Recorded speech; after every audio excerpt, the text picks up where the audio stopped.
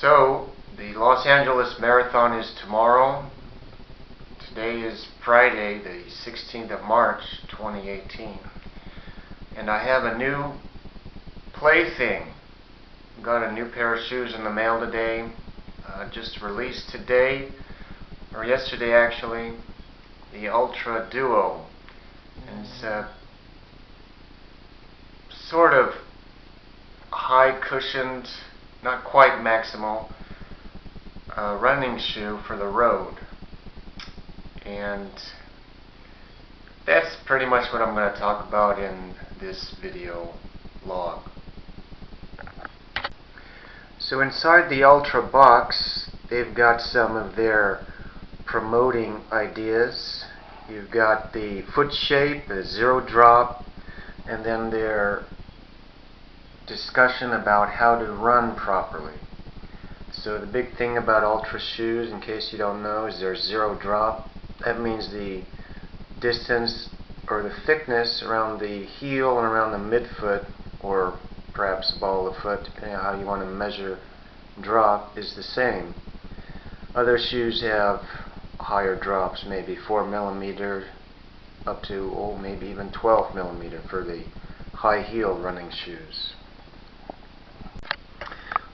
Also inside of this Ultra shoe box is you got a little pamphlet here.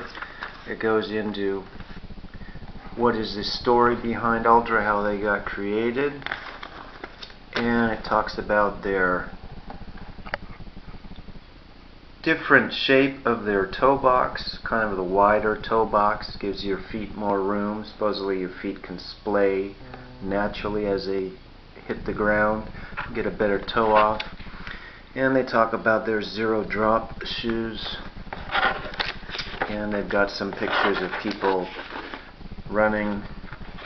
The interesting thing here, though, if you haven't looked at it, is that they talk about running technique, and it may not show up on the video too well, so I guess I can just read it for you. So here we've got the Ultra Duo. It's a high-level cushioning with a more natural ride. The Ultra Duo is a great shoe to wear through your daily training and long runs. The midsole features high cushion to weight ratio that gives the sole ample underfoot protection without excessive weight. A breathable mesh upper is completed with TPU overlays to provide durable support, while the decoupled outsole and natural foot design allow the foot to move freely through the gait cycle. It's got a 25 millimeter stack height, zero drop, advertised at 8.4 ounces for a size 9. Now I went and weighed this one, size 10.5, 9.2 ounces, so quite a bit more weight. And the midsole, or the technology of the midsole, is they use Max LT, which is a midsole compound designed to provide exemplary cushioning with extensive energy return. And they use a technology of Interflex, which is comprised of flex grooves. So you got the flex groove system that provides additional flexibility and cuts weight for increased performance. And of course their natural foot design, which follows the natural shape of the foot for ultimate comfort. And the outsole is decoupled outsole design that gives the sole additional flexibility to move with the foot. Now here I've done already a test run with these, about 6.5 miles, and initially I wanted to go back home and put on another pair of shoes, so maybe within the first few minutes, because I wasn't what I expected. A lot stiffer ride, kind of similar to the Clayton 2s of Hoka, except this is zero drop. The shoe's a lot heavier than I kind of expected, and that's maybe why I wanted to go back. But anyway, I kept going and did the 6.5 mile run, and after I kind of got used to it, it was okay. I kind of wish it was a more springier ride, a softer ride, but you know, it's a stiff ride, if you know what I mean by that, similar to the Hoka Clayton 2. Many manufacturers now try to get this energy return in the cushioning, so they make a stiffer ride. And I prefer the more springier cushionings myself, for road runs at least. Now looking at wiggle room, there's plenty of room in the toe box, and there's plenty of lateral movement if you want to move your foot around. There's a little bit too much play in the heel for me, so I had to kind of clamp down on the laces. And you know, seems like an okay shoe. Have to try it out more to see if I like it. So in the road run that I did today to try out the shoes, the day before the LA Marathon, wow, they probably got about, what, 10,000 runners, something like that. Really kind of crazy.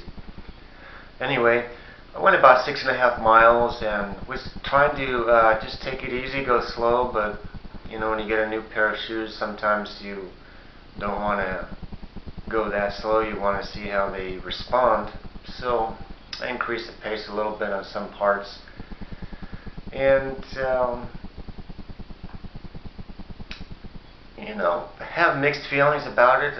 It is a little bit stiffer, like I said, than what I would prefer, and it takes some getting used to. In the beginning of the run, I wanted to go back and change to a different pair of shoes and send these shoes back, but I think I'm going to try it out for some more runs. Part of the reason for that was my ankle was still hurting, so I didn't feel like running, and if it was a springier cushioning, I thought maybe my ankle wouldn't hurt that much. But after I kept running for a while, I got a little warmed up, maybe got around mile 1, 2, or 3, somewhere in there. I started feeling a little bit better about the shoes, starting to adjust to the cushioning of it, a little stiffer ride, firmer ride. And actually took brief looks at the pace that I was going. I brought my GPS watch with me, and was kind of surprised that I was going a little faster than I thought I was going. So I don't really think it's the energy return of the shoes. I simply think that, you know, I wasn't able to have a good prediction of how fast I was going. Anyway, my personal feeling on the shoes is, you know, with just one run in, is that it'd probably be okay for city trails. I did feel the cement. I went on the road, on the sidewalks, a little bit on the street. And it's not something I necessarily prefer for long runs on the road, so I'm still kind of looking for that kind of shoe, and haven't found it yet, really. So what I was getting around to saying was that, you know, if you want to increase your road mileage, you kind of want to get shoes that are going to help you to reach that high mileage week. That's something you're trying to do. So shoes can be pretty important for that.